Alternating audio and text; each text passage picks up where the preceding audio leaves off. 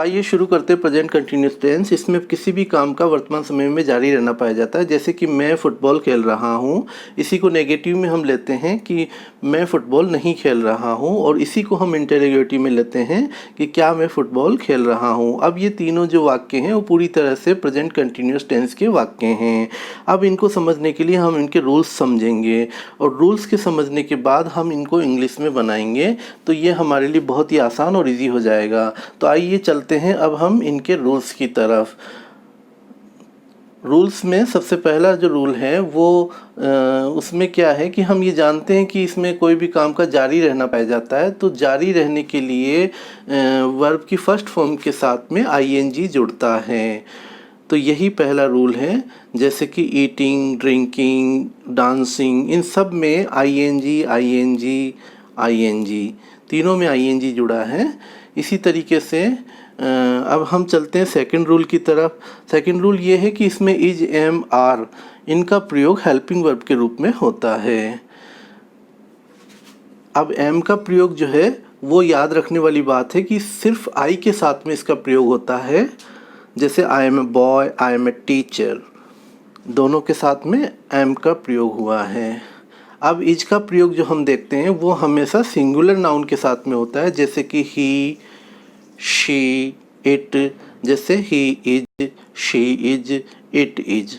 इसी तरीके से अब हम आर का प्रयोग सीखेंगे कि आर का प्रयोग जो है वो हमेशा प्लूरल नाउन के साथ में होता है।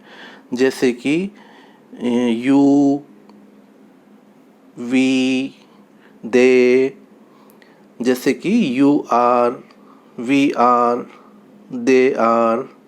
तो ये बात आपके समझ में आ गया होगा सेकंड नंबर का जो रूल है।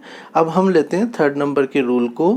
वो नेगेटिव सेंटेंस के लिए हैं कि नेगेटिव सेंटेंस में हमेशा इज, एम, आर के बाद नोट लगता है, यानी हेल्पिंग वर्ब के बाद नोट का प्रयोग होता है। अब हम लेते हैं चौथा रूल, जो कि इंटेरोगेटिव सेंटेंस के लिए है कि इंटेरोगेटिव सेंटेंस में सब्जेक्ट के पहले इज, एम, आर है, यानी हेल्पिंग वर्ब पहले आ जाती है। तो इस तरह से हमें हमारे ये चारों रूल कंप्लीट होते हैं। अब हम इनके वाक्यों को बनाएंगे। वाक्य वही पहले वाले लेते हैं, जैसे कि मैं फुटबॉल खेल रहा हूँ, मैं फुटबॉल नहीं खेल रहा हूँ, और क्या मैं फुटबॉल खेल रहा हूँ।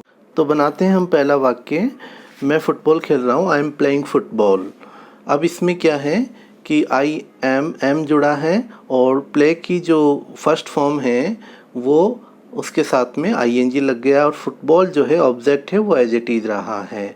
अब सेकंड जो वाक्य है उसमें नेगेटिव है, तो इसमें I am not playing football, इसमें नॉट जुड़ गया है एम के बाद में, जैसा कि हमने रूल्स में पढ़ा था, और वर्ब की फर्स्ट फॉर्म में आईएनजी पहले की तरह ही लगा है, और फुटबॉल जो है ऑब्जेक्ट है वो एज इट इज रहा है। अब देखते हैं तीसरा वाक्य, क्या मैं फुटबॉल खेल रहा हूँ, एम आई प्लेइंग फुटबॉल। तो इसमें जो है एम जो है हेल्पिंग वर्ब वो पहले आ जाती है सब्जेक्ट के। सब्जेक्ट है आई, और उसके बाद जो वर्ब है उसमें आईएनजी जुड़ता है, और फुटबॉल एज इट इज रहता है। इस तरीके से आज हमारी ये टेंस का पार्ट कंप्लीट हुआ।